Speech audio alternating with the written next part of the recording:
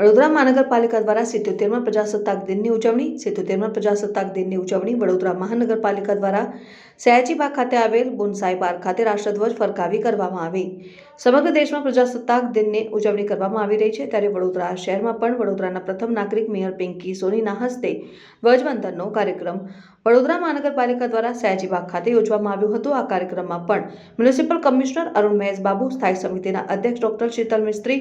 Deputy mayor Chirag Barot સહિત કાઉન્સિલરો અને અધિકારીઓ ઉપસ્થિત રહ્યા હતા અને દેશભક્તિના માહોલમાં આ કાર્યક્રમની ઉજવણી કરવામાં આવી હતી।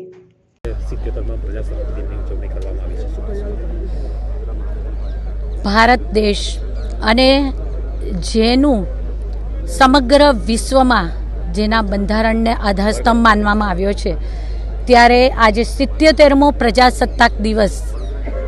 આદરણીય વડાપ્રધાન શ્રી નરેન્દ્રભાઈ મોદીજીના શીર્ષસ્થ નેતૃત્વમાં આજે સમગ્ર દેશ વિકાસની ક્ષિતિજો સર કરી રહ્યો છે ત્યારે વડોદરા મહાનગરપાલિકા દ્વારા પણ સંયુક્ત પ્રયાસો થકી વડોદરા શહેરના વિકાસની ગતિને તેજ બનાવવા માટે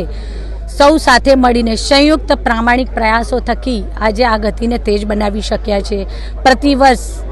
26મી જાન્યુઆરીએ પ્રજાસત્તાક દિવસ નિમિત્તે ધ્વજવંદનના કાર્યક્રમનું આયોજન વડોદરા મહાનગરપાલિકા દ્વારા કરવામાં આવતું હોય છે। વડોદરા શહેરના શ્રીમંત રાજવી સર સયાજીરાવ ગાયકવાડજી દ્વારા વડોદરા શહેરને આપવામાં આવેલું એક ઉત્તમ અનુપમ નજરાણું એટલે કે સયાજીબાગ। આજે આ સયાજીબાગ ખાતે વડોદરા મહાનગરપાલિકા દ્વારા 77મા પ્રજાસત્તાક દિવસની ઉજવણી નિમિત્તે ધ્વજવંદનના કાર્યક્રમનું આયોજન કરવામાં આવ્યું હતું જેમાં સ્ટેન્ડિંગ સમિતિના ચેરમેન શ્રી ડૉક્ટર શીતલ મિસ્ત્રી, ડેપ્યુટી મેયર શ્રી ચિરાગભાઈ, સાથી પક્ષના નેતા શ્રી ચંદ્રકાંતભાઈ, મારા સૌ સાથી સભાસદશ્રીઓ, આ વિસ્તારમાં આ ગાર્ડનમાં આવતા મોર્નિંગ વોકર્સ, આપણે સૌ જાણીએ છીએ તેમ બાળ મેળાનું આયોજન છે ત્યારે બાળ મેળાના જે આવેલા મહેમાનો છે,